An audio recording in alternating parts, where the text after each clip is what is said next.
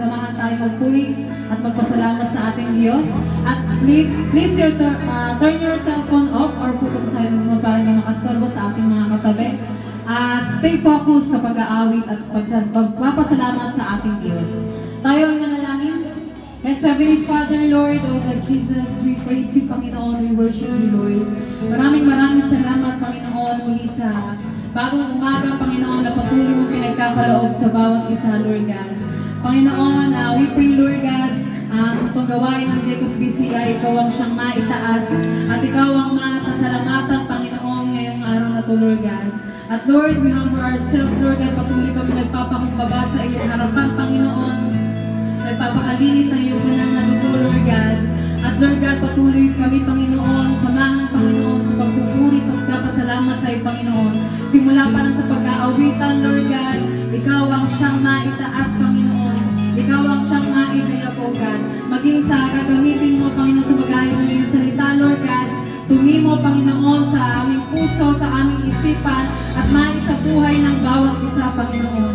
At Lord, maging sa magta-tithes and offering, Panginoon, ikaw ang siyang maihaya, po, God. At ikaw ang mapasalamatan sa patuloy na pagbibigay at buhos ng pagpapala, Panginoon, sa bawat isa, Panginoon, sa iyong mga anak, po, God.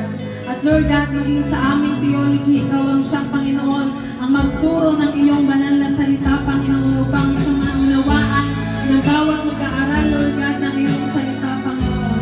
Maraming salamat, Lord God, sa pagmuli, Panginoon, sa araw-araw na pagsama, Panginoon, na hindi mo kami iniwan at hindi mo kami pinabayaan, Lord God.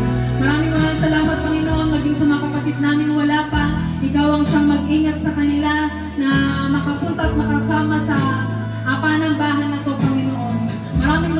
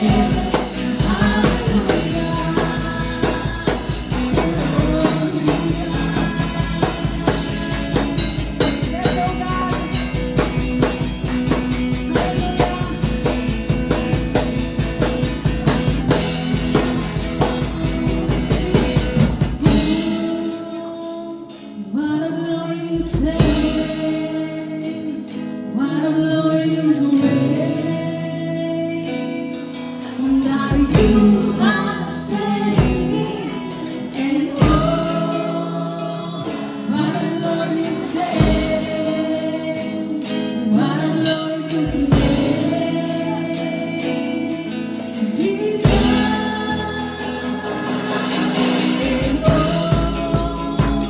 what a Lord is saying, what a Lord is saying, is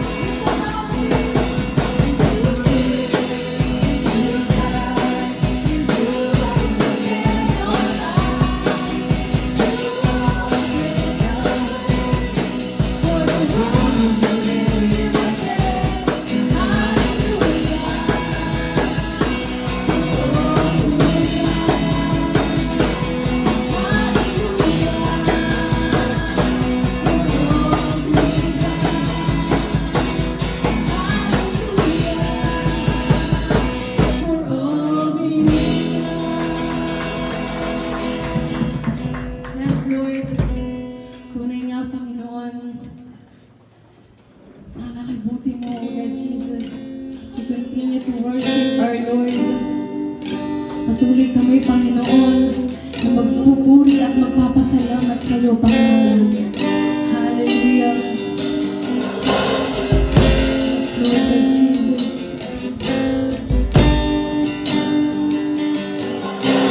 Thank you, Jesus. Hallelujah.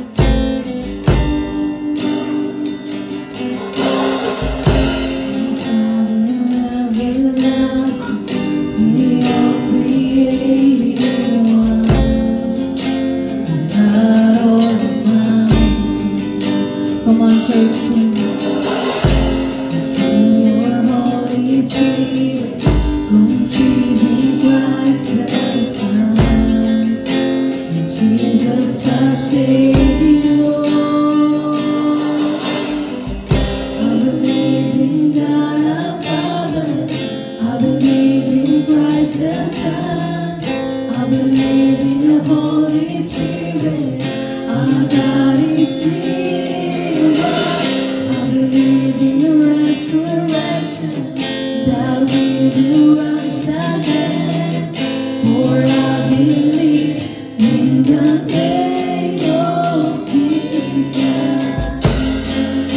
Yes, Lord, we believe.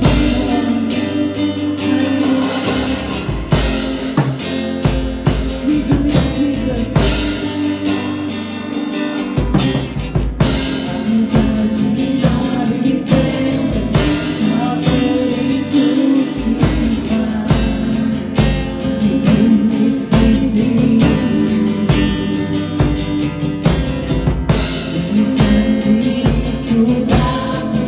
You rose in glory.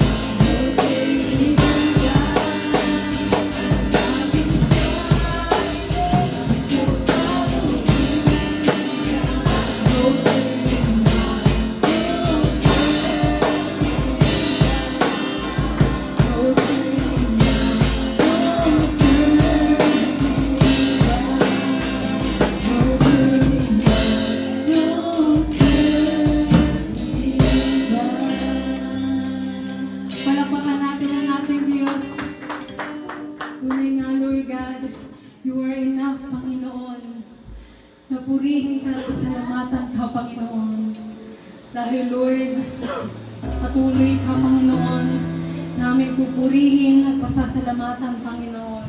Na Lord God, minsan hindi mo kami iniwan, Panginoon, sa kabila ng pagkukulang namin sa iyo, Panginoon. Sa kabila, Panginoon, ng papagwalang bahala namin, Lord, sa iyong mga salita, Panginoon.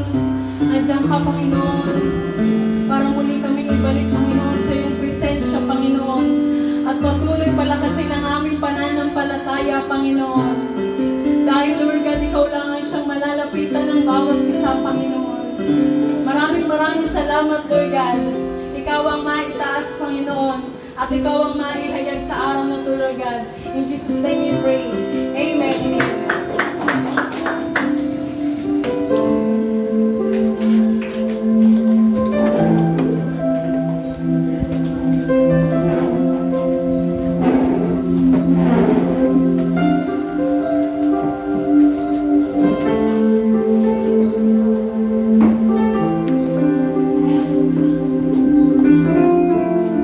Manatili pong nakatayo ang bawat isa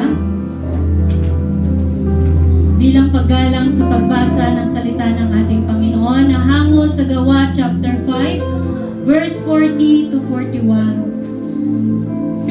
Pinapasok nilang muli ang mga apostol at matapos ipahagupit at pagbawalang mangaral sa pangalan ni Jesus, ang mga ito'y pinalaya. Nilisan ng mga apostol ang kapulungan at sila'y galak na galak sapagkat minarapat ng Diyos na sila'y magdanas ng kahihiyan alang-alang sa pangalan ni Jesus. At araw-araw sa templo, sa mga bahay-bahay, walang tigil silang nagturo at nangaral ng magandang balita tungkol kay Jesucristo. Tayo pong lahat ay manalangin. Panginoong Hesus, tunay nga Lord, anuman ang mga pagsubok na pinagdaraanan namin, Panginoon, ng bawat kapatid sa pananampalataya ko na naririto, Panginoon.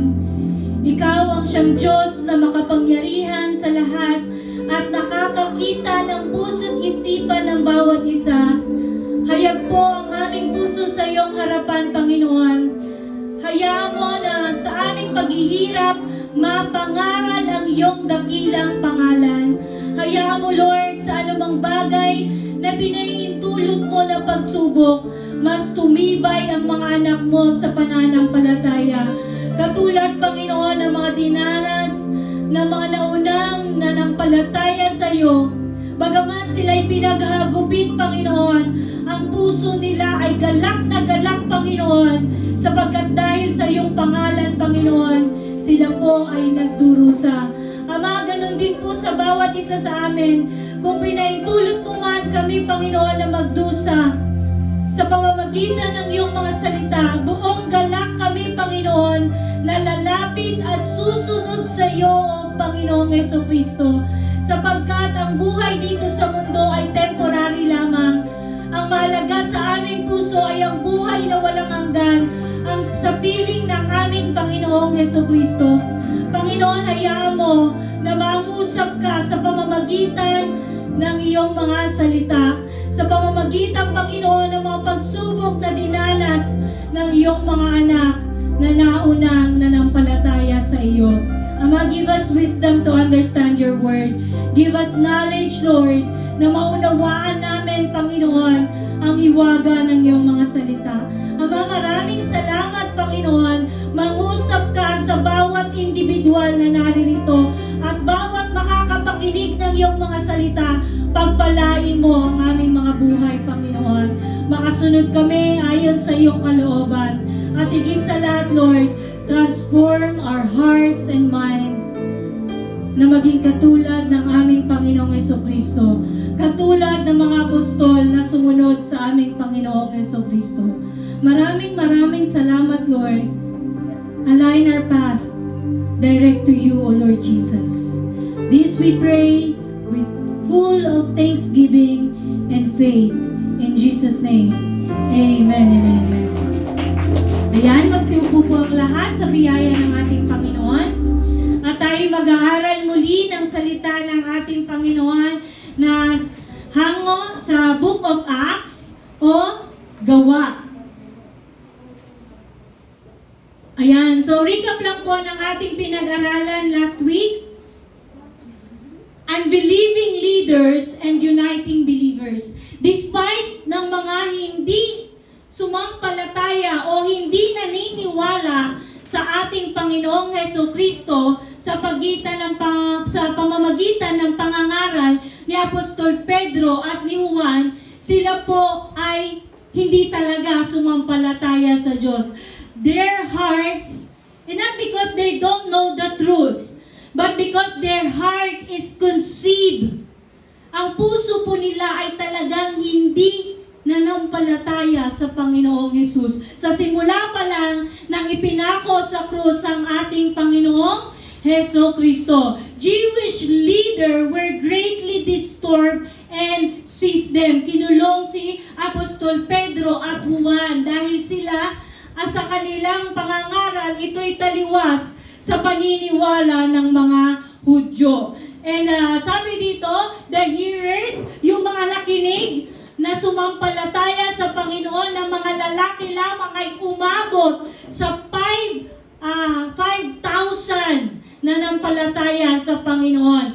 And despite of that, they question pa rin ang mga apostol kung sa kaninong pangalan nila ginagawa ang mga bagay na iyon. And they responded filled with Holy Spirit. Amen? As we able to respond to those who question our faith, the feeling of the Holy Spirit in our hearts will urge us to speak the truth. Amen?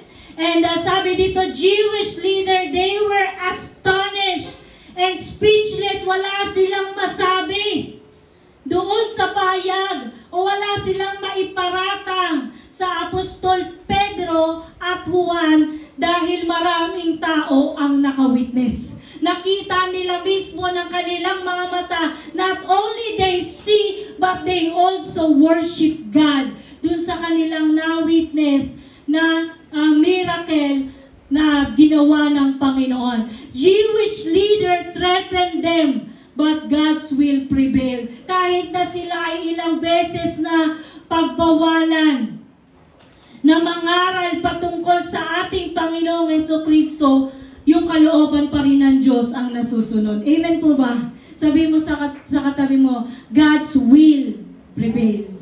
And sabi dito, yung prayers, and despite ng nangyari doon sa pagkakakulong at pagbabawal ng mga Hudyo o mga leaders or what we call Sanhedrin na mangaral si Apostol Juan at Pedro, alam niyo po ba ang ginawa ng mga believers? They were united and in prayer. Sila po ay nagkaisa sa panalangin. In one accord, not only sa panalangin, kundi isa po sila sa isip at sa kanilang puso.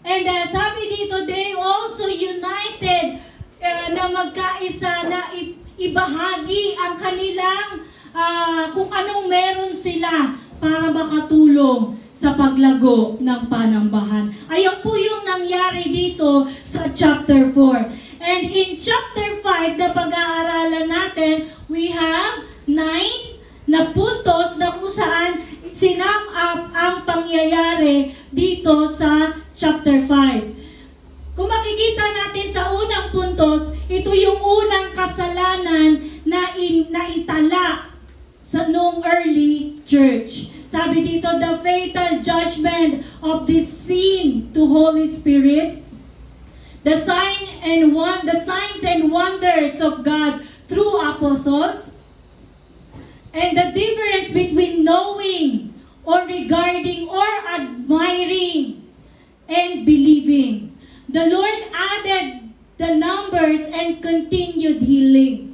The indignation of Jewish leaders and the help of God. The unstoppable apostles to do the will of God. The wise advice of Gamaliel regarded by Sanhedrin.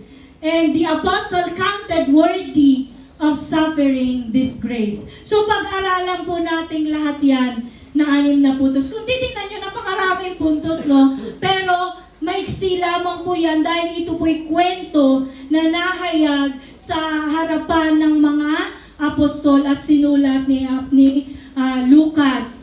Sabi dito sa una, Gawa chapter 5 verse 1 to 4, the first thing stated in the early church, si Ananias at si Sapphira. Subalit, mayroong mag-asawa na nagbenta ng kanilang ari-arian. Ananias ang pangalan ng lalaki at Sapphira naman ang babae. Hindi ibinigay ni Ananias sa mga apostol ang buong pinagbilan na sinang-ayunan naman ng kanyang asawa. Isang bahagi lamang ang kanyang ipinagkatiwala sa mga apostol. Kaya't sinabi ni Pedro, Ananias, bakit ka nagpadala kay Satanas at nagsinungaling sa Espiritu Santo? Bakit mo binawasan ang pinagbilihan mo ng lupa? Bago mo'y pinagbili ang lupa, hindi ba iyo iyon? At nang maipagbili na, hindi ba iyo rin ang pinagbilan? Bakit mo naisipang gawin iyon? Hindi ka sa tao nagsinungaling, kundi sa Diyos. So kung titingnan natin dito, ang unang naitalang kasalanan ng unang church ay patungkol sa pera. Pera. So kung makikita natin dito, ito'y mag-asawang si Ananias at si Sapphira, na kung saan alam nila ang sila'y nagkaisa, na sinang-ayunan na ibigay ang buo sa paanan ng apostol. So tingnan natin, no? Recap natin. From chapter 4, in the latter part, may gumawa din po ng bagay na iyan. Ngunit ito'y buong puso niyang ipinagkaloob. Nagbenta siya ng lupain at ito'y binigay sa paanan ng apostol. Ito'y hindi apostol ang makikinabang sa bagay na kanilang pinagkakaloob. Dahil kung titingnan natin, in chapter 4 pa lamang, in the latter part ng chapter 4, sila ay nagkaisa. So, ibig sabihin, ito'y hindi yung mga apostol lang ang nagsabi, kundi lahat ng nananampalataya sa Panginoon ay nagkaisa ng isipan at ng puso na ipagkaloob kung anumang meron sila upang makatulong sa paglago ng panambahan. At ang ginawa ni Bernabe o Barnabas sa English o ang kanyang pangalan, ibig sabihin ay son of encouragement. Siya po ay nagbenta ng lupain at ibinigay ang buo sa paanan ng apostol. At kung titingnan nyo dito, meron ding dalawang nagbigay. Ngunit sabi sa commentary ng Enduring Word, it is like Judgment Day. Bakit?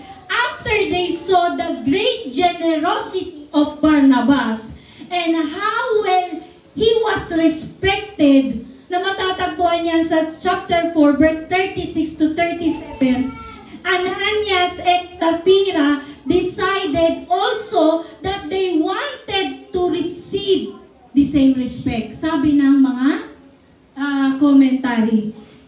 Kaya naman binenta nila yung kanilang ari-arian at ibinigay yung portion lang sa church. While implying that they give the whole. Sabi kung babasahin natin in the New King James Version, they imply that they give. Binigay nila yung buo. So hindi ito patungkol sa kung ano yung nabigay mo, kundi patungkol ito sa puso mo na gustong gayahin yung ginawa ng ibang tao, pero maramot naman ang puso mo na magbigay. Hindi po ba? So kung titingnan natin dito, sabi ni Pedro, bakit ka nagpadala kay Satanas? Nag-agree kayo na ibibigay ninyo ang kabuuan ng pinagbenta. Di ba? Hindi ba sa inyo yan in the first place? Pera nyo yan. Hindi nila apostol ni-required ang church na magbigay. But the church decided, united to give. Nakuha ninyo? They united to give. And sabi dito, while implying that they sacrificially gave it all. Kasi tinanong ni Apostol Pedro eto na ba yung buo na yung pinagbentahan ninyo ng lupa? Sinabi nila, yes. Pero alam sabi dito ng commentator, Peter has given the gift or spiritual gift, which is the knowledge of word. Alam niya yung bawat salitang lalabas kung ito may halong kasinungalingan. Sabi dito yung ginawang kasalanan ni Ananias, he kept back, or yung sabi sa Greek word, nospizomai. Ang ibig sabihin ay misappropriate, na ginamit din yung very word na yan sa kwento doon sa Joshua 7 verse 21, na kung saan si Achan na nagnakaw. At ayun din yung sinasabing salita in Titus chapter 2 verse 10, na kung saan ay pagnanakaw. Bakit? You have decided to give it to God, but then you withhold. Nang hinayang ka. Pero in the first place, alam mo na ito'y para sa iglesia ng Panginoon. Hindi ito usapan kung gaano kalaki yung binigay mo o kaunti man yung binigay mo. Ang usapin dito, yung puso mo kung paano nagbigay sa Diyos. Nakuha natin? Kung paano mo pinledge, sinabi na magkakaloob ka, pero you withhold it without knowing that the church need it. Alam nila na kailangan ng church yun kasi simula pa lang, and imagine 5,000 men believe. Saan sila kukuha ng ipapakain? Saan sila kukuha ng magbagay para i-sustain ang church? Ang gagamitin ng Diyos is the same thing, the church. Amen po ba? Sabi mo sa katabi mo, tayong lahat ay gagamitin ng Diyos para sa ikalalago. Hindi para sa ikalalago ng bulso ng mga apostol. Pero ito'y magagamit sa ikalalago ng panambahan. Kaya ang sabi dito ni Pedro, hindi ka sa tao nagsinungaling, kundi sa Diyos. Bakit? Alam ni God yung puso ng tao pagdating sa kaperahan. Amen? Sabi mo sa katabi mo, God knows our hearts. Alam ni God yung puso natin pagdating sa pera. And sabi dito, they may indeed be further implication that Ananias and Sapphira vowed to give the whole proceed of the sale to God. But then change. Ay, ito na lang. Marami naman nagbigay United Lahat naman nagbigay. So sabi dito, the change of their hearts and mind, na in the first place, kasama sila sa kaisa, na nagsabi o na nag-agree, they have decided to follow Jesus, to obey Jesus even in their wealth. We are not obeying the Lord in the part of our lives only, but we are obeying the Lord the whole part of our lives, including the money. Amen? So sabi dito, once the love of money takes possession of person, there is no evil that he cannot or will not do. Kapag pag tayo, dumating na yung greediness, yung kasalanan na greediness in our hearts, pag pera na ang usapan, and not only pera, but love of money, doon ay start. Sabi nga ni Timothy, di ba? Ay, ni Pablo kay Timothy. The love of money is the root of all evil. Hindi naman dahil konti lang or parts lang yung nabigay ni Ananias eh. It is because his heart changed. Kasi dumating na yung pera, yung kita. Nakita niya na yung kung gaano yung pera na pinagbilan. Uy, pwede naman magtabi kahit sa akin konti para sa aming mag-asawa. But in the first place, you have pledge. Pag sinabing pledge, sabi nga, mangako ka na sa tao eh, wag lang sa Diyos. Amen? That is the sin that they have committed. And sabi ni Pedro, hindi ka sa tao nagsinungaling, kundi sa Diyos. Nang marinig ito ni Ananias, siya'y nalagutan ng hininga at bumagsak. At lahat ng nakabalita sa pangyayaring iyon ay pinagharian ng matinding takot. Lumapit ang ilang binata, binalot ang bangkay at siya'y inilibing. Pagkaraan ng 3 oras, dumating naman ang kanyang asawa na walang kamalay-malay sa nangyari. Kinausap siya ni Pedro, sabihin mo sa akin, ito nga lang ba ang kabuang halagang pinagbilihan ninyo ng lupa? Opo, iyan lamang, sagot ng babae. Partner in crime. Di ba? Partner pa sila dun sa krimen na ginawa at pinagplanuhan. So, anong sabi dito?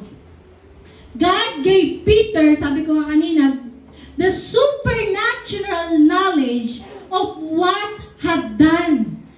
This spiritual gift called word of knowledge na matatagpuan sa 1 Corinthians chapter 12 verse 8. That is one of the spiritual gift, sabi dito. For to one is given the word of wisdom through the Spirit, and to another the word of knowledge through the same Spirit. So when Peter said this, Ananias must have been crushed. Certainly he expected praise for his spectacular gift, but was rebuked instead. Peter saw that Satan was at work even though a man numbered among them believers like Ananias. Kung titingnan natin dito, tama naman imbes na papurihan ka dahil nga nagbigay ka, na-review ka pa. So that thing, yung nag-shock kay Ananias, nagulat siya. Alam yung kasalanan niya. And sabi dito ng ibang commentator, yung pagkamatay na yan, marahil ay inatake sa puso. Kasi kung titignan natin dito, hindi naman nakasaad. Pero sabi man ng mga pag-aaral, marahil ito daw ay physical cause of heart attack na kung saan sanhi ng shock at pagkatakot. Bakit siya natakot? Alam yung ginawa ng kasalanan. And ganun din yung nangyari kay Sapphira, which is para sa atin, all we know, this is the judgment of God. Sabi dun sa ating pag-aaralan, fatal judgment. Pag sinabing fatal judgment, nakamamatay na judgment kung saan ito'y nagkasala sa banal na Espiritu. And kung titignan natin, critical po yung sabihin na magkasala ka sa banal na Espiritu dahil sinabi, magkasala ka ng lahat, wag lang sa banal na Espiritu. Amen po ba? But then, itong pangyayari na ito, nagturo sa church na kung saan magkaroon ng banal na takot sa Diyos. Na huwag pamarisan ang katulad ni Ananias at ni Sapphira. And sin in public is also exposed in public. Siyempre, hindi naman nila ginawa yung kasalanan na yun ng private Though, sa kanilang isip, na privately, nag-agree silang mag-asawa na hindi ibigay yung buo. But then, ginawa nila yun in public because they know yung pagkakaisa ng church meron sa kanila. And sabi dito, si Peter, ni-rebuke niya lang naman, he didn't even utter na mamatay ka dahil sa ginawa mo. Hindi sinabi ni Pedro yon. Pero he just exposed the sin. Amen? He in-expose niya yung kasalanan ni Ananias at ni Sapphira. Peter did not accuse Ananias of lying to the church or to the apostles. Pero ano yung sinabi niya? But to the Holy Spirit Himself. Sa banal na Espiritu, sa Diyos sila nagsinungaling. Peter acknowledged that the land and its valued belong to Ananias. Yung ba yung sinabi ni Pedro, hindi ba sa'yo yan? Yung pinagbilan yan? At nung napagbentahan na yan, di ba sa'yo din yan? Pero bakit ka nagsinungaling?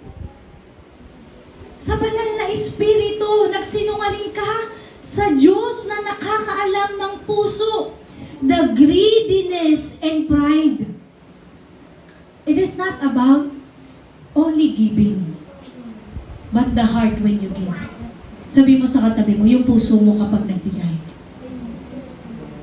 Pride corrupts the church more quickly. Bakit? Kasi dahil nais nila na sila ay mapapurihan dahil sa kanilang ipagkakaloob. It corrupts the church quickly. At sabi dito, Satan can influence the life of believer. Even the Spirit-filled. They are filled with the Holy Spirit during that time. Tama? Puno sila ng banal na Espiritu. But, ang magagawa lang ni Satanas, he can't do your sinning for you. Hindi siya pwedeng, siya yung gagawa on your behalf. Kundi, in the first place, naglinger na sa puso ni Ananias, and not only linger, but it conceived in his heart that very sin of greediness and pride. That is the fatal judgment.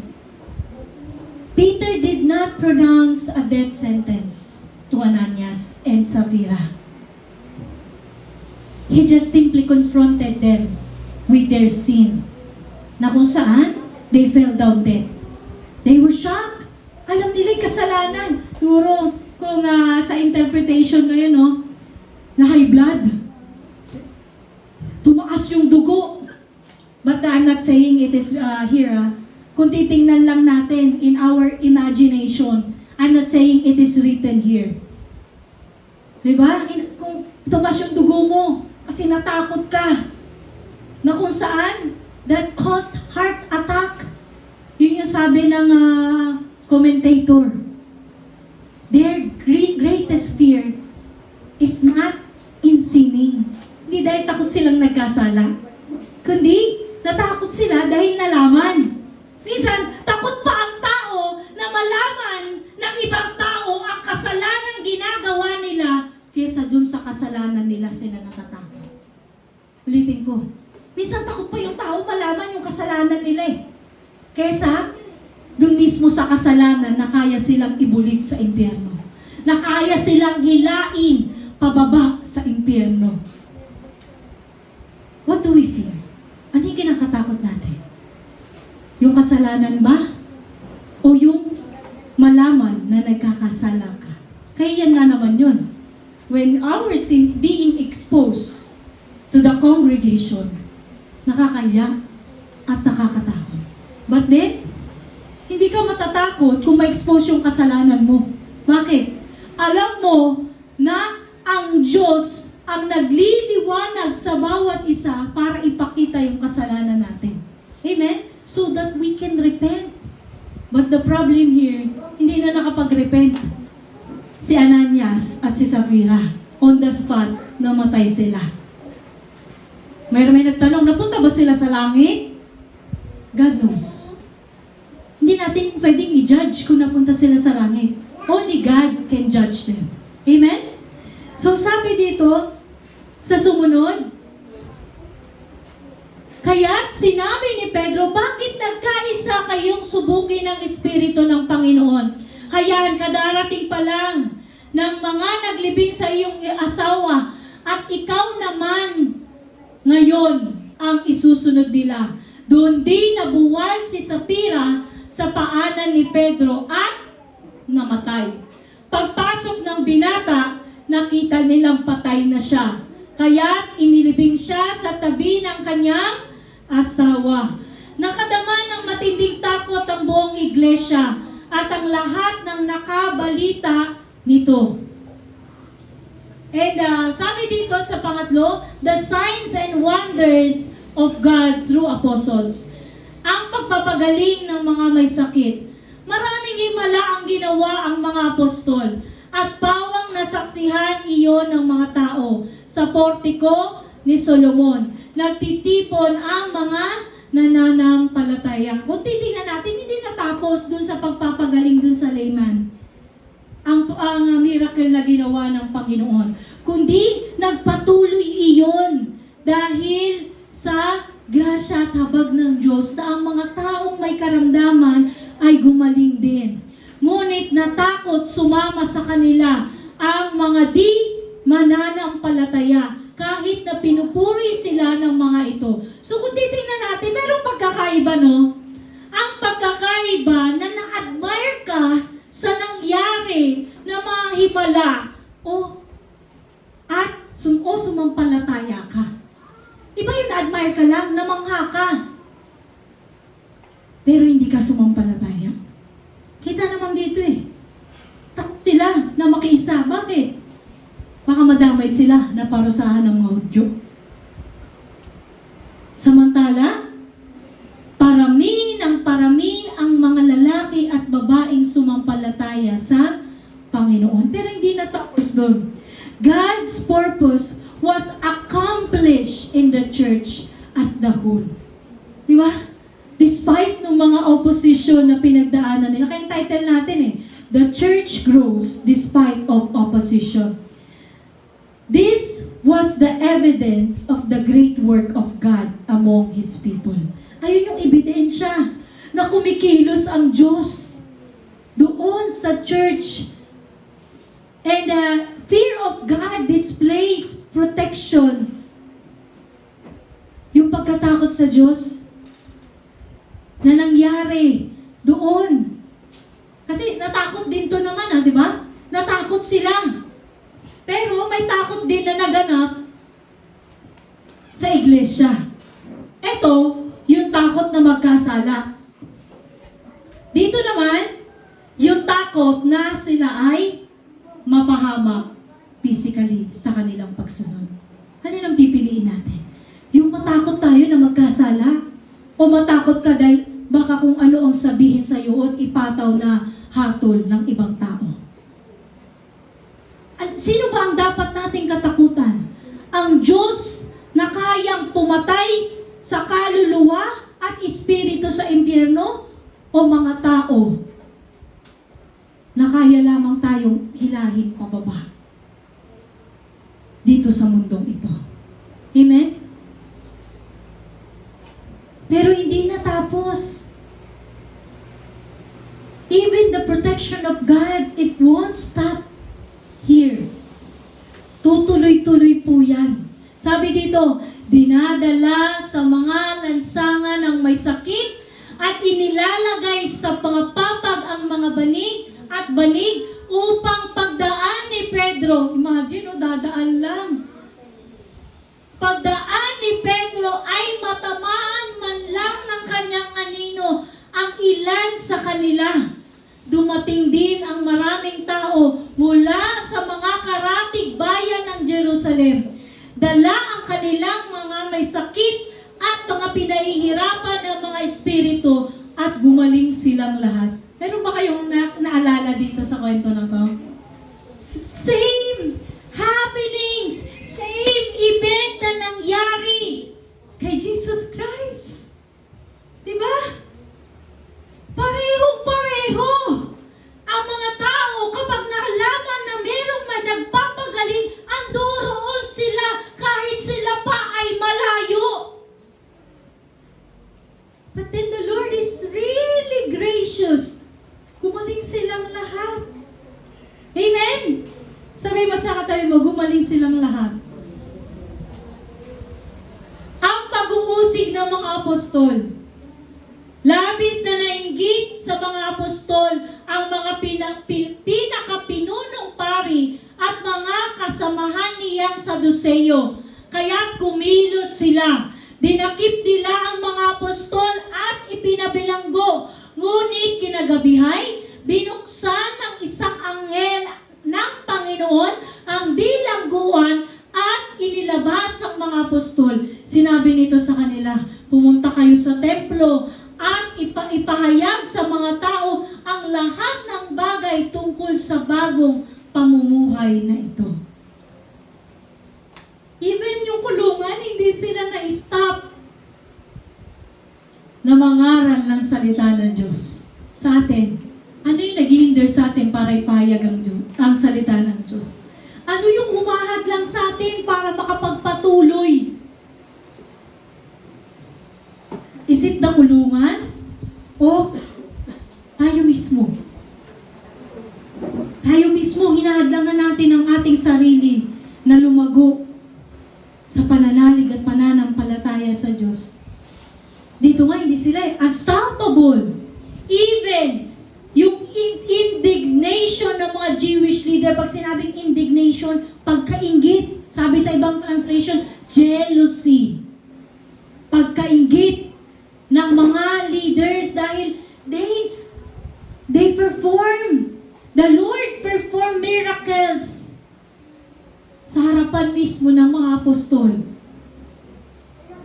And sabi dito, kaya nang mag-uumaga na, pumasok sa templo ang mga apostol at nagturo sa mga tao. Nagtipon naman ang mga pinakapinunong pare at ang mga kasamahan at tumawag ng pangkalahatang pulong ng kataas-taasan, kapulungan ng mga Hudyo. So, sila nangangaral na yung mga Saduseyo, mga pinakapinunong pare, nagpulong sila at handang iharap ang mga apostol, pero wala na sila. And sabi dito, ipinakuha nila sa bilangguan ng mga apostol, ngunit ang mga ito'y wala na. Nang dumating doon ang mga kawal, kaya nagbalik sila sa kapulungan at nagulat. Nakita po namin na nakasusing mabuti ang pintuan ng bilangguan at nakatayo doon. Imagine, hindi lang nakalak ha. Yung bilangguan, may bantay pa. Meron pa ngang bantay. Pero napigilan ba ang mga apostol na mangaral? Hindi. Mga Pariseyo nga eh. Mga Sadducees nga, hindi sila napigil eh. Kulungan pa. Mga bantay pa. That is the miracle of God. Sabi mo sa katabi mo, that is the miracle of God. When we desire, when the Lord have put this desire to preach the gospel, do not withhold. Sabi mo sa katabi mo, huwag mong pigilan. Huwag nating pigilan. Kapag nangungusap na sa atin ang Panginoon, huwag nang magmatigas. Kasi walang kulungan ang makahadlang sa atin para ipalaganap ang salita ng Diyos. Amen? That is the truth. And sabi dito, nang marinig ito, nabahala yung mga pinunong pari at ang kapitan ng mga bantay sa templo. Hindi nila lubos maisip kung ano ang nangyari sa mga apostol. Paano sila nakalabas? Amen? Sabi dito, siya namang pagdating ng isang taong ganitong sinabi. Tingnan po ninyo ang mga lalaking pinakulong ninyo ay naroon sa templo at nagtuturo sa mga tao. Kaya pumunta sa templo ang kapitan kasama ng kanyang mga tauhan. Kinuha nila ang mga apostol, ngunit hindi sila gumamit ng dahas sa pangambang baka pagbabatuhin sila ng mga tao. Diba? May takot din pala. Mas takot sila sa bato ng tao kaysa sa hatol ng Diyos. Nakita ninyo? Ano yung takot ng mga Hudyo? Yung Diyos ba? Si God ba? Hindi. Takot sila sa hatol ng mga tao. Takot sila sa masasabi ng mga tao kaysa masasabi ng Diyos sa kanila. Amen? Kaya naman sabi dito, iniharap nila sa kapulungan ang mga apostol at ang mga ito'y tinanong ng pinakapinunong pari. Hindi ba't mahigpit namin kayong pinagbawalang mangaral sa pangalan ng taong iyan? Sinabi niya, ngunit tingnan ninyo ang inyong ginawa. Laganap na sa Jerusalem ang inyong itinuturo at nais ninyo pa kaming pananagutin sa pagkamatay ng taong iyan. Meron bang sinabing ganun? Ang mga apostol na pananagutan nila? Wala. Pero ayun yung kanilang konsensya mismo ang nagsasabi na sila'y mananagot sa ginawa nila. Amen?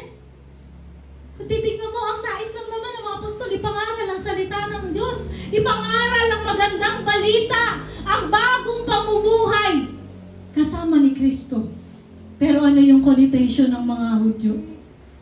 Panagutin sila sa Panginoong Hesus. Their conscience dictates them. Yung konsensya nila mismo ang nagsasabi sa kanila, mananagot sila sa ginawa nila sa Panginoong Hesus at sa kawalang pananampalataya nila kay Kristo. Amen? And sabi dito, sumagot si Pedro at ang iba pang mga apostol, sa Diyos kami dapat sumunod, hindi sa tao. If the people were dictating you what to do, listen to God. Read the gospel. Read the word of God. Kapag maraming tao ang umaalingaw-ngaw na nagdidictate sa iyo kung ano ang dapat mong gawin, makinig ka sa Diyos. Dahil the very word of God will lead us to do what is right. Amen? Yung salita ng Diyos ang maglilid sa tao kung anong dapat nilang gawin.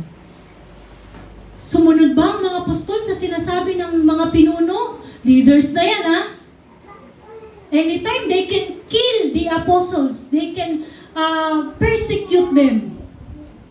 Bandang uli, hagupitin pa nga sila dyan eh. And hindi sila sa tao sumunod. Kundi kanino? Sa Diyos. Sabi mo sa katabi mo, sa Diyos. Ang Diyos ng ating mga ninuno ang muling bumuhay kay Jesus at pinatay ninyo siya nang siya'y inyong ipinako sa krus. Inakyat siya ng Diyos sa kanyang kanan bilang tagapanguna at tagapagligtas upang bigyan ng mga Israelita ng pagkakataong magsisi at tumalikod sa kasalanan at nang sa gayon ay magkamit sila ng kapatawaran. Alam mo, dito sa sinabi na ito, again, ito rin yung sinabi ni Jesus Christ eh. Sa pangalan niya, bibigay ang kapatawaran. Naghalit din yung mga Hudyo. Noong time na yon, ganito din yung nangyari sa panahon ng mga apostol. Hindi sila makapaniwala na Jesus Christ is the only way para mapatawad ang mga kasalanan ng tao. Amen? Saksi kami sa mga bagay na ito. Kami at ang Espiritu na ipinagkaloob ng Diyos sa mga sumusunod sa Kanya. 33. Nagngit-ngit sa galit ang bumubuo ng kapulungan nang marinig ito at nais nila silang ipapatay. Tingnan nga natin. Nais nilang ipapatay ang mga apostol. Katulad ng ginawa nila sa Panginoong Jesucristo. And sabi dito, ito yung payo ni Gamaliel regarding kung saan sinang-ayunan ng Sanhedrin. So, sabi dito, ngunit tumayo ang isa sa kanila na ang pangalan ay Gamaliel, isang pariseyong guro ng kautusan at iginagalang ng buong bayan. So, sa mga hindi po nakakaalam, si Gamaliel, siya po ang mentor ni Apostol Pablo. Siya po yung nagturo kay Paul. At itong Gamaliel na ito, siya ay Pariseyo lamang, hindi siya Sadducees. Kung titingnan natin, mas makapangyarihan ang mga Sadduceo kaysa sa Pariseyo. Pero, itong si Gamaliel na ito, yung kanyang mga salita ay ginamit ng Diyos para ang mga apostol or para hindi maikulong ang salita ng Diyos. And sabi dito, kung titignan natin, itong si Gamaliel, he is the grandson of Hillel. Na kung saan, si Hillel po ay founder ng Israel's strongest school of religion. So ulitin ko, si Gamaliel ay apo ni Hillel na kung saan siya po yung founder ng strongest school sa Israel. And kung titingnan natin dito sa ibang translation, ang tawag kay Gamaliel ay hindi rabbi. Pag sinabing rabbi, my teacher. Pag sinabing rabban, our teacher. Nakuha po natin? So, ang tawag dito kay Gamaliel, our teacher. And significantly, Gamaliel was only a Pharisee. And though Sadducees are more political powered, it was politically foolish for the Sadducees to ask, hindi sila pwedeng rumekta sa Romans nang walang tulong ng mga Pariseyo. Kaya naman, hindi nila pwedeng ipa-execute kagad ang mga apostol nang sila lang ang mag-agree, hindi kasama ang Pariseyo. Nakuha natin. So, ganun yung sistema nila. And, kailangan meron silang suporta ng mga Pharisees, katulad ng ginawa nila kay Jesus Christ. Di ba? Kasama yung mga Pariseyo, Sadduceo. Sumisigaw, ipako sa krus, patayin. Sumisigaw sila. Kasi sabi nga nung pag-aaral natin last week, ang Roma po, sila lang ang may kapangyarihan na mag-execute ng tao. And, kung makikita natin dito, sabi ng iba, ng commentary, that is not wise. Huwag natin masyadong paboran yung sinabi ni Gamaliel, sabi ng ibang mga commentary. Pero ang nakikita ko dito, it is not his favor, it is God's favor. Amen? Favor ng Diyos sa mga apostol na kung saan pinaplano at binabalak na patayin ng mga Hudyo, ng Sanhedrin. And sabi dito, iniutos niyang ilabas muna ang mga apostol at pagkatapos ay nagsalita. Yung mga bata, dun muna sa likod. Ariel, ayan. Ayan, sabi dito, mga kababayan, isipin ninyong mabuti ang gagawin ninyo sa taong ito. Hindi pa nagtatagal mula nang lumitaw si Judas na nagpanggap ng isang dakilang pinuno at nakaakit ng may 400 tagasunod. Ngunit nang mapatay siya, nagkahiwa-hiwalay ang mga tauhan at nauwi sa wala ang kanilang kilusan. So kung titingnan natin dito, si Judas na binigay na example ni Gamaliel, nagpanggap siya bilang dakilang pinuno at nakahikayat ng 400. Pero nung namatay yung kanilang pinuno, natigil. So sabi dito sa sumunod, pagkatapos lumitaw naman si Judas na taga Galilea. Noong panahong nagpapatala ang mga mamamayan at nakaakit din ito ng maraming tauhan. Ganun din, the same thing din kay Judas na taga Galilea. Ngunit nang mapatay siya, naghawatak-watak ang mga tagasunod niya. Kaya ganito ang payo ko. Ito'y advice ni Gamaliel. Huwag ninyong pakialaman ang mga taong ito. Hayaan ninyo sila. Kung ang kanilang plano o kilusan ay mula sa tao at ito'y kusang maglalaho. Ngunit kung ito'y mula sa Diyos, hindi ninyo ito mahahadlangan. At lilitaw pa nga kayong lumalaban sa Diyos. Makita natin? Sinunod nila ang payo ni Gamaliel. Imagine, mas sinunod nila ang payo ng tao kesa yung alam naman nila yung kautusan. Kasulatan na isinulat ng kanilang mga ninuno. But then, they highly regard the human, the people, kesa sa Diyos. Ganon din ba tayo? Mas pinabababoran ba natin ang payag ng tao kaysa ng Diyos? Huwag kang magsimba. Huwag ka na magbigay. Huwag kang sumunod. Huwag kang maglingkod. Do we highly favor or recognize yung sinasabi ng tao kaysa sinasabi ng Diyos? Paano malalaman kung sinasabi ng Diyos yan? Kaya nga may Bible eh. We cannot directly, audibly hear God's voice. But through His words, that full of wisdom, we can walk. We can know that God is speaking to us. Amen? Sabihin mo sa katabi mo, how often do you read the Bible? Gaano kadalas natin binabasa ang salita ng Diyos? Gaano kadalas natin nais marinig ang tinig ng Diyos? Na masabi din natin, katulad ng mga apostol, sa Diyos kami dapat sumunod, hindi sa tao. Ilang beses ba tayo nagbabasa ng salita ng Diyos?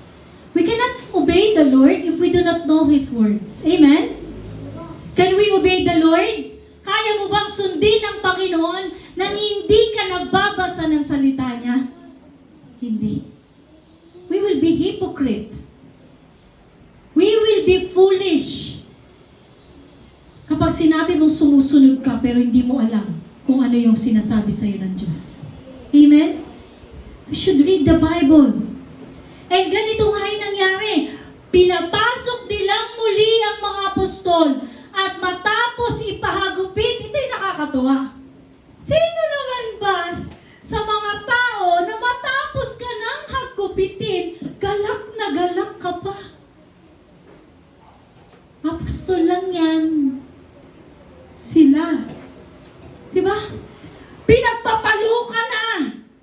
Imagine, sabi sa komentary, 90 plus lashes. Di lang isang hagupit. 90 plus na hagupit. Imagine, meron kasi silang bilang ng hagupit dun eh. Hindi ka lang basta hagupitin. Merong bilang yung paghagupit. Tayo, sakitan lang ng paa. Umiiyak na. Ayaw na sumunod. Pero sila, nahagupit na, natutuwa pa, at hindi napigil sa pangangaral ng salita ng Diyos. That is the amazing God. Diba? Ganun nila kakilala ang Diyos sa buhay nila. Despite na dumara na sila ng pagpipigil na ipangaral ang salita ng Diyos, hindi lamang sa salita, kundi pinagpapalo pa sila. Lashes. And imagine yung lashes doon, hindi basta-basta. Hindi nababahali, katulad ng hanger. Diba? Yung lashes nila talagang pilantik. Paglatay sa'yo, sugat ka kagad. Ganun yung lashes nila before. O panghagupit nila before. O yung tinatawag nilang whip. Pagpalo sa'yo, tsaka agad na may sugat ka. Katulad ng pinampalo nila sa Panginoong Jesus. Kay Jesus ka, may tinik pa eh. Di ba? But then, sabi dito, nilisan ng mga apostol ang kapulungan at sila'y galak na galak. Hindi lang galak ha. Galak na galak. Sabi mo sa katabi mo, galak na galak. Galak na galak ba tayo pag dumaranas tayo ng pagsubok sa kabila ng pinangangaral natin ang salita ng Diyos? Pinangangaral mo ang salita ng Diyos, dumaranas ka ng pagpipigil ng mga tao. Huwag ka lang sumunod. Diba? Pasakit physically. But then, they are unsaved. Sabi mo sa katabi mo, they were unstoppable. Sabi mo sa katabi mo, huwag kang papapigil. Kasi in this way, lalaganap ang salita ng Diyos para sa ikaliligtas ng marami.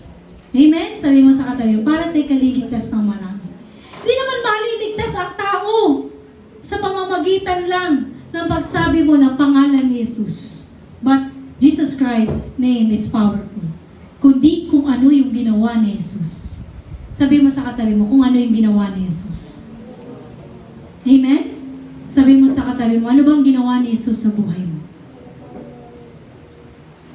And tayo pong lahat ay tumayo. Ayan, sabi po dito, sabi ni Gamaliel, wait and see. It is proving only. Gusto nilang mapatunayan kung totoo ba talaga si Jesus at totoo ba yung pananampalataya ng mga apostol. It is not believing. Sabi mo sa katabi mo, yung wait and see ay hindi pananampalataya. Bakit? Bakit hindi pananampalataya yun? You're just trying to imply, to prove that God is real. No.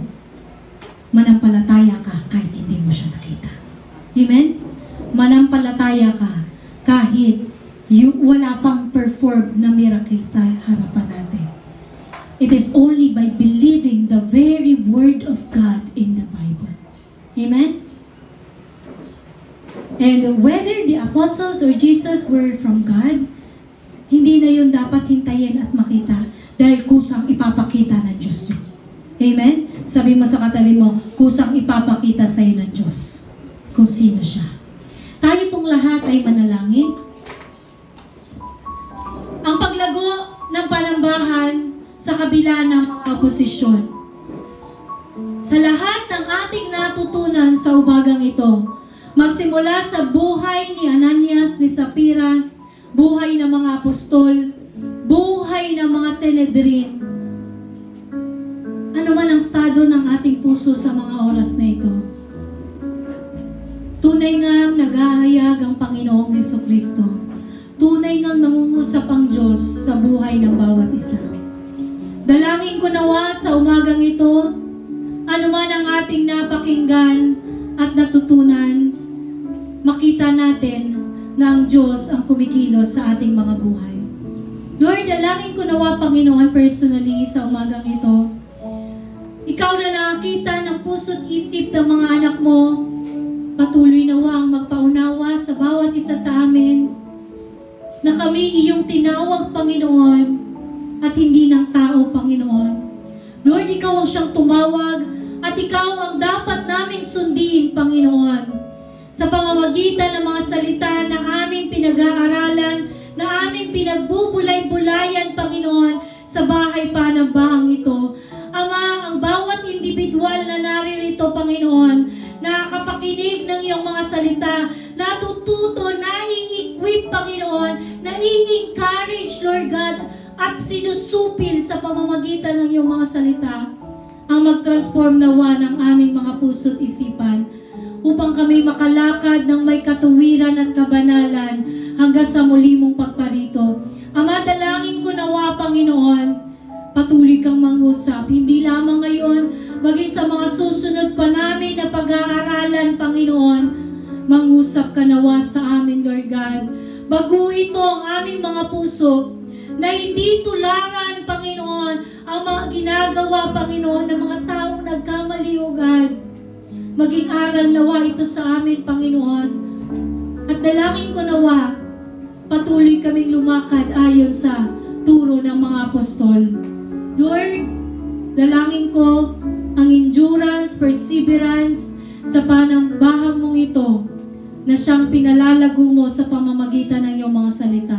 Maging Lord sa iglesia mo sa West Krame, maging Lord sa pagpapahayag din sa Bangbang Church, Panginoon, na kung saan umalis na rin, Panginoon, sa kanilang panambahan, Lord God, doon sa Bulacan. Dalangin ko nawa, Panginoon, Lumakad nawa sila ayon sa iyong katotohanan. Lord, dalangin ko nawa sa bawat panambahan mo sa mundong ito, makita ang katotohanan ng iyong mga salita. May pangaral ang katotohanan ng iyong salita. Not to prove and see, because we will see how good you are. Every knee shall bow, and every tongue shall confess that Jesus is Lord. This we pray with full of thanksgiving and faith. In Jesus' name, amen and amen.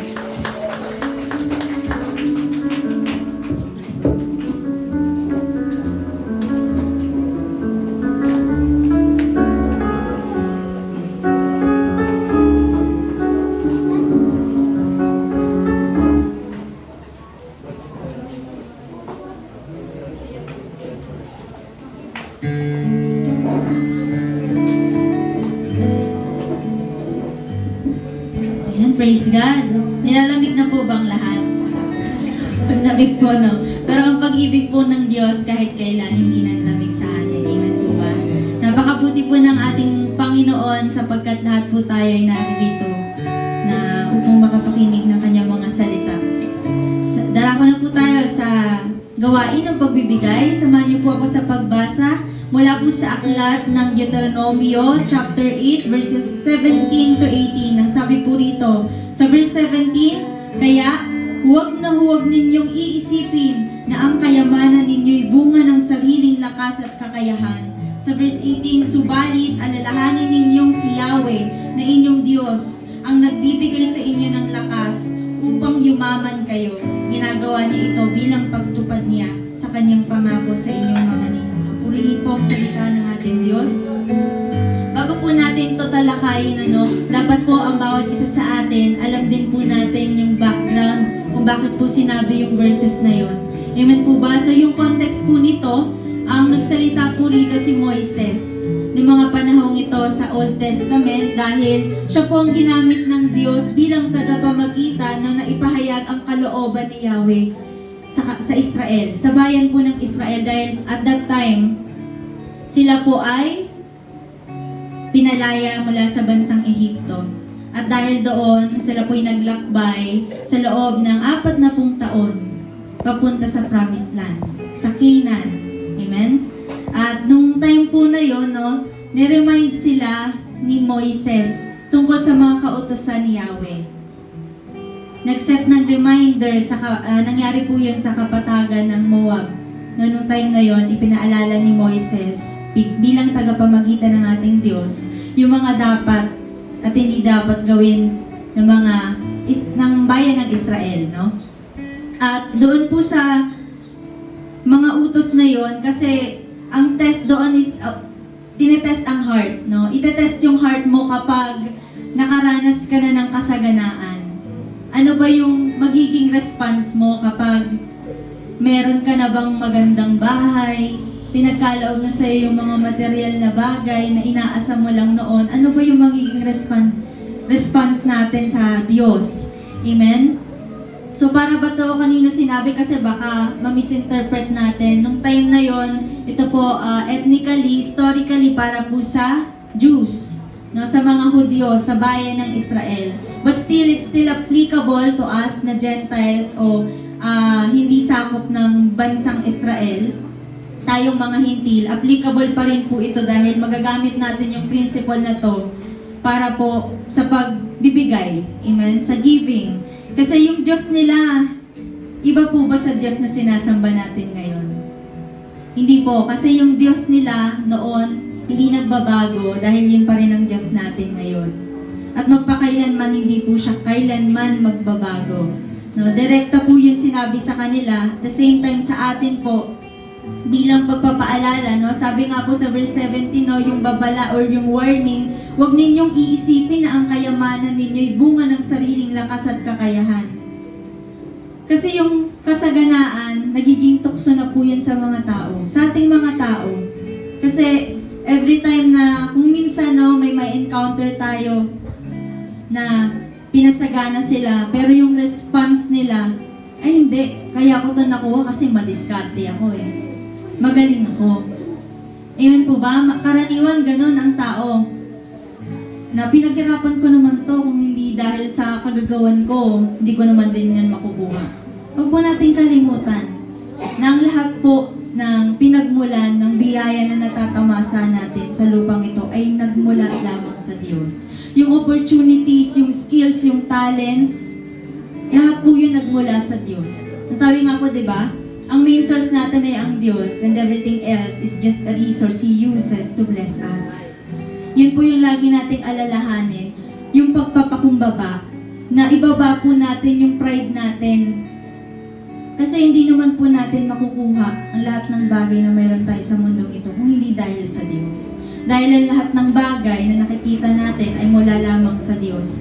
Sabi nga po sa verse 18, sa Deuteronomio chapter 8, si Yahweh ang nagbibigay ng lakas upang yumaman kayo. There's a correction na nire-remind tayo na bukod sa act of worship ang giving, it's also an act of remembrance. Amen po ba? Kasi pinapaalala sa atin na si Yahweh ang nagbigay upang tayo ay sumagana sa buhay. And theologically, malinaw pong sinasabi rito na hindi naman po sinasabing masama, no, yung yaman. Hindi rin po sinasabi na wala pong effort ang tao. Amen? Pero yung kakayahan po natin, yung lakas, yung oportunidad po, yung resulta, lahat ng iyon ay galing sa Diyos. So, dapat po hindi natin kalimutan na every time na laging papaalala sa atin kapag may tatayo rito for tithes and offerings, huwag po tayo magsawa. Kasi, lagi po nating alalahanin na kapag po nanaig yung pride, pag po nawala yung humility sa bawat isa sa atin, kaya pong kuhanin ng Diyos lahat ng meron tayo ngayon. Dahil sa Kanya po lahat yan galing. Hindi po ako nananakot, sinasabi ko lang po yung totoo. Na yun po talaga yung sinasabi din sa Biblia, even us, no, magbasa po tayo ng Bible, yun po talaga. Lahat ng bagay nagmula sa Diyos. Unang nagbigay ang Diyos. Sabi nga po sa John 3:16, amen? For God so loved the world that He gave His only begotten Son, that whoever believes in Him shall not perish, but have everlasting life. Ganun po kabuti ang ating Diyos. Na kung hindi po natin alam yon, meron po bang mag-o-offer ng anak niya para mamatay? Para lamang tubusin ang lahat ng pagkakasala ng mga tao sa mundong ito? Wala pong makakagawa nun. Diyos lamang po. Kaya papuri po sa Diyos lahat po ng biyayang natatanggap natin. And hindi po tayo magda-doubt kung alam natin na ang source of income, source of everything, at ang lahat ng bagay na nakikita natin ay nagmula sa Diyos. Hindi po tayo magda-doubt na magbigay dahil alam natin na sa Kanya lahat nagmula.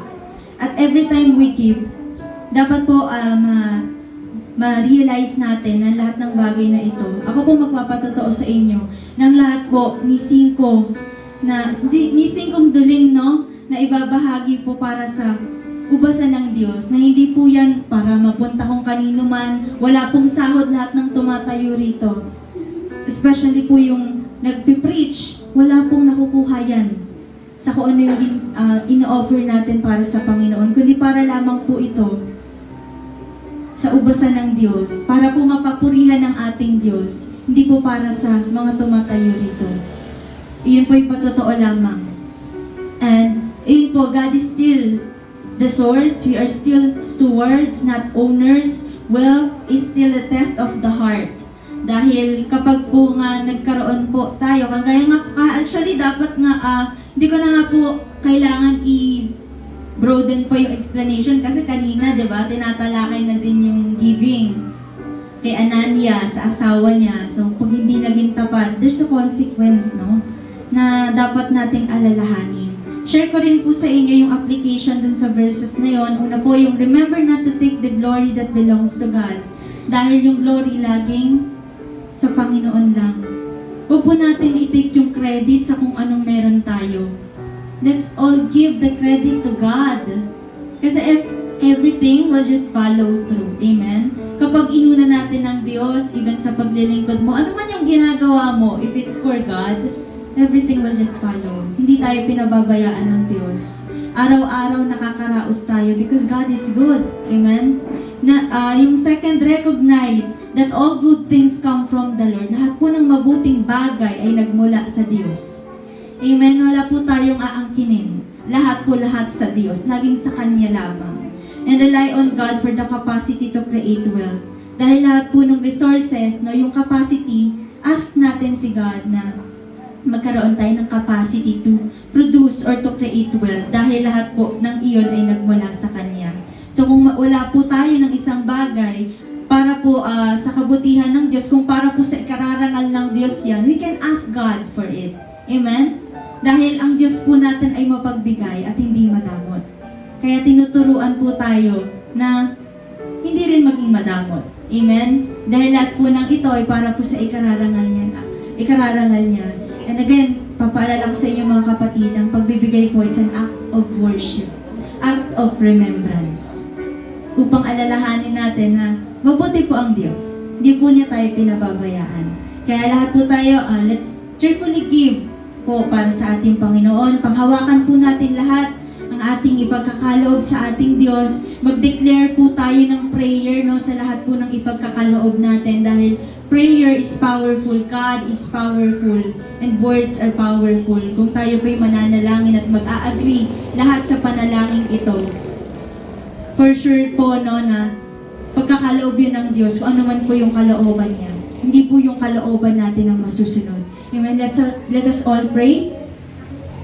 Heavenly Father, we thank you, Panginoon, sa ipinagkaloob mo sa amin sa araw na ito. Salamat po sa air that we breathe, O God. Marami pong salamat sa buhay ng bawat isang naririto sapagkat ikaw ang dakilang Diyos na nagkaloob ng aming buhay. Kaya sa ngayon, Panginoon, kami po'y magkakaloob sa iyo ng tithes and offerings cheerfully, Panginoon, ng walang doubt, sapagkat alam namin, nananampalataya kami na ikaw ang Diyos na tapat sa aming buhay at kahit kailan hindi mo kami iiwan, hindi mo kami pababayaan. Marami pong salamat sapagkat ikaw ang Diyos na kasama namin sa lahat ng sitwasyon namin sa buhay. Kung kami po man ay may kakulangan, O Diyos, ikaw ang siyang magpuno, Lord, ng lahat ng aming kakulangan sapagkat you are our great provider.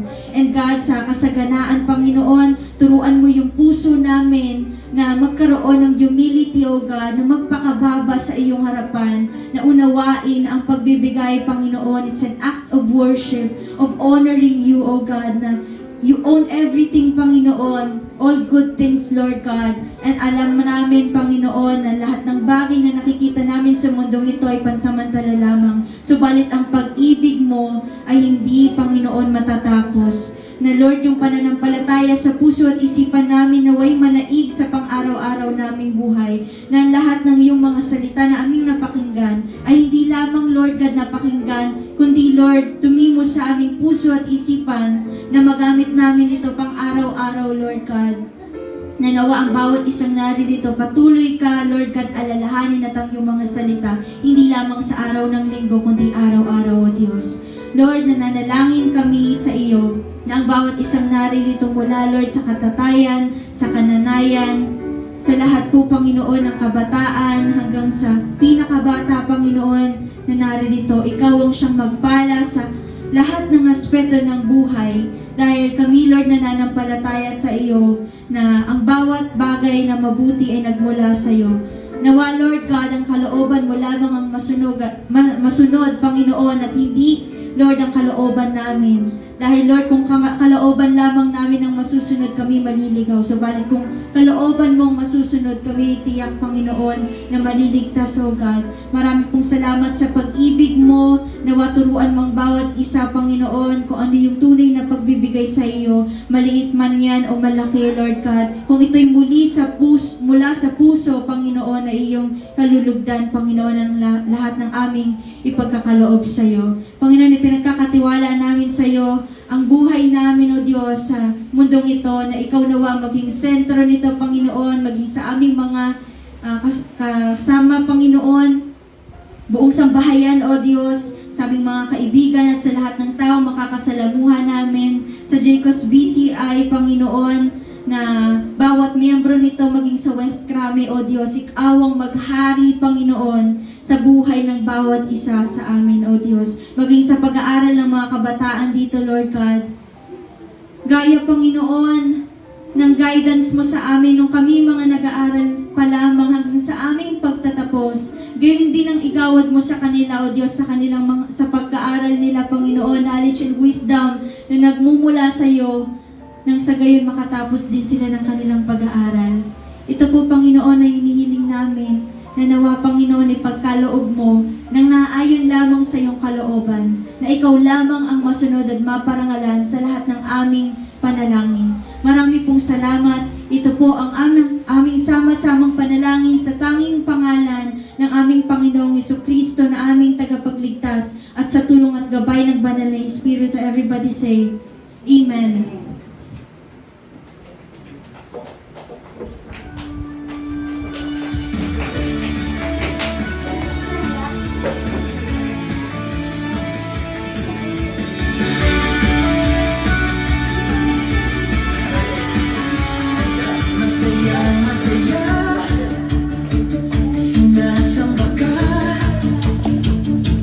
Diyos ng walhati, pag-ibig, puso namin ay bumubuka, tulad ng bulaklak sa init. Alisin mo ang dilim na sala, takot namin ay pawiin, tagapagbigay ng ligaya, liwanagan naming landasin. Ikaw ang ilaw na walang hanggan, awit ng langit sa kalangitan, mula bundok hanggang karagatan, lahat sumisigaw, ikaw ang hari namin.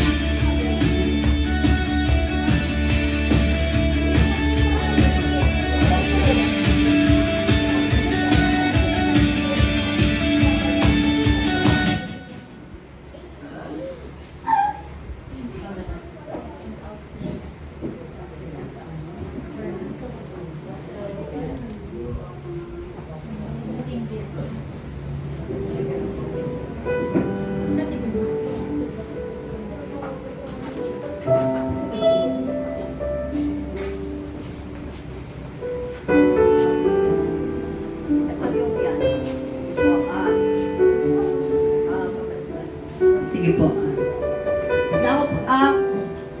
Paano ko ba-umpisahan? Sorry po. Hihingi po sana tayo ng second offering. Kasi po, di po ba meron po tayong pinagkaisahan na ating building. Para po sana sa, kumbaga sa kagaanan din na mabigyan ng saka kung paano yung team building natin.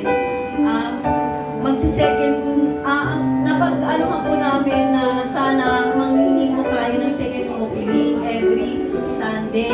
Pero ito naman po is hindi mandatory or sa pilitan or may amount, whatever. Kumbaga yung pong paunti-unti is may ipon natin before that the time coming ng ating team building is makakabuo po tayo ng sapat at mabiyayang pagpapala na magagamit po natin sa team building. Yung po may, sa bawat isa sa atin na makahingi po sana tayo ng konti na small amount is magiging malaki po para sa aming team building. Sige po, sa buwan na pinalagay. Ayan. Dito na lang. Para po sa ating nakalimutan po. Sorry po.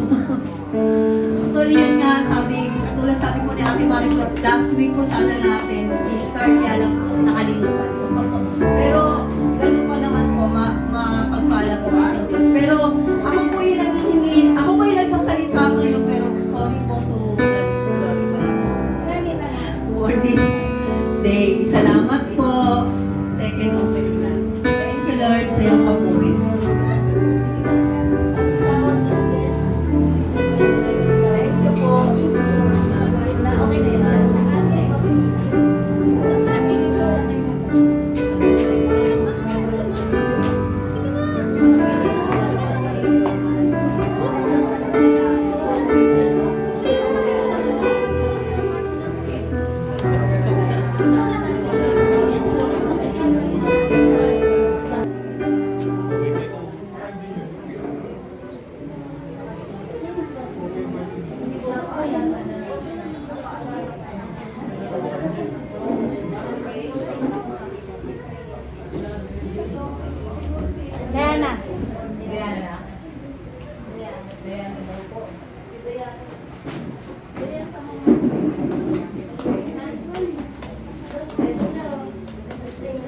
Pray mo na din sa bunso.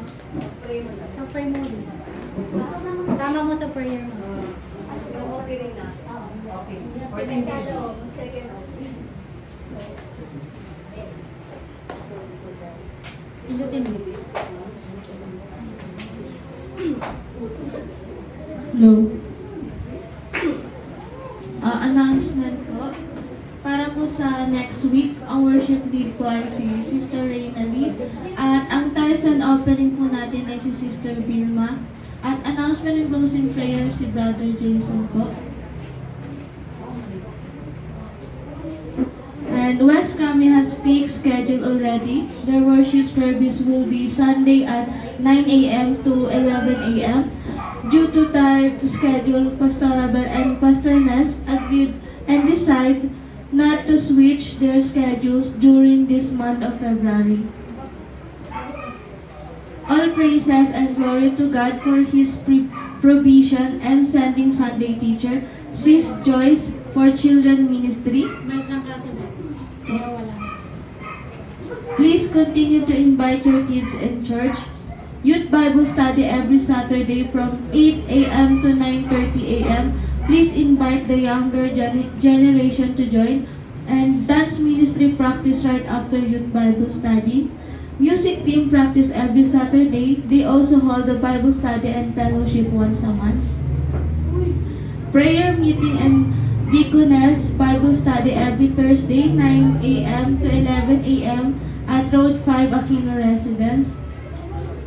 Let us all commit unto the Lord and pray to glorify the Lord in all we plans and do for Jacob's BCI Team Building 2026 on will be April 11 to 12 and venue at Villa Alpha Beach Resort. Pray for God's provision for our transport. We have advanced theology after this service, discussion about the minor and major prophets. Tayo po tumayo tayo manalangin.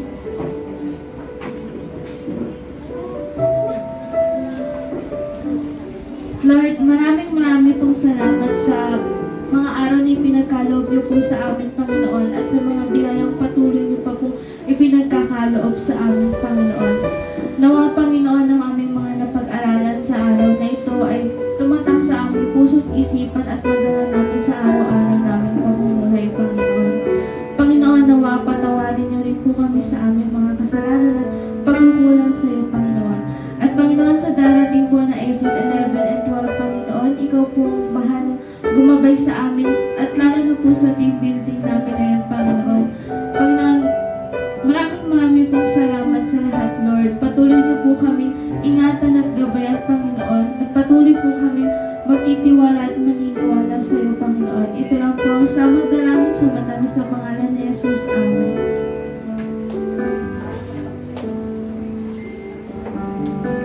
Itaas po natin mga kamay sa benediction. Lord, maraming pong salamat sa natapos mong matagumpay na gawain ngayong araw, Lord. Lord, nagpapasalamat po kami sa iyong mga salita, sa banal mong salita. Lord, dalangin ko po sa lahat ng mga nakataas na kamay na aking mga kapatid. Lord, isa puso at isa buhay po namin ang lahat ng aming mga natutunan sa inyo. At Lord, alam po namin na kayo po ang nagkakaloob ng lahat ng biyaya na binibigay niyo po sa amin at lahat po sa inyo ay nanggagaling at kayo po ang dapat papawian po sa lahat. Maraming pong salamat, Lord God, sa buhay ng mga kapatid ko sa pananampalataya. Bigyan niyo po kami ng kalakasan at pag-ibig po na nagmumula po sa inyo. Maraming pong salamat. Tanggapin natin na may pananampalataya, kagalakan, pag-ibig at pagkasa ang biyaya na nagmumula sa Panginoon. The Lord bless you and keep you. The Lord make His face shine upon you and be gracious unto you. The Lord give His countenance towards you and give you peace. Amen and amen.